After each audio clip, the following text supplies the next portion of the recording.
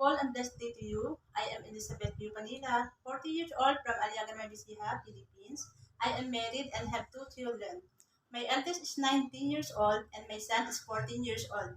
My husband works as a farmer and fisherman.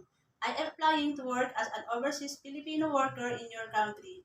If I may say with all humility, I am kind, trustworthy, hardworking, patient, loyal, and above all God-fearing.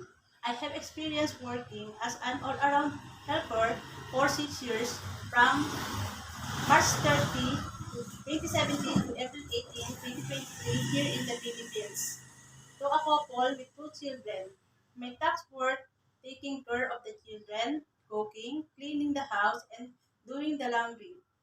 With all this work experience and qualities I had just mentioned, I hope that you will give me an opportunity to work in your country. Rest assured that I will be loyal and responsible in performing whatever duties on task will be assignment to me.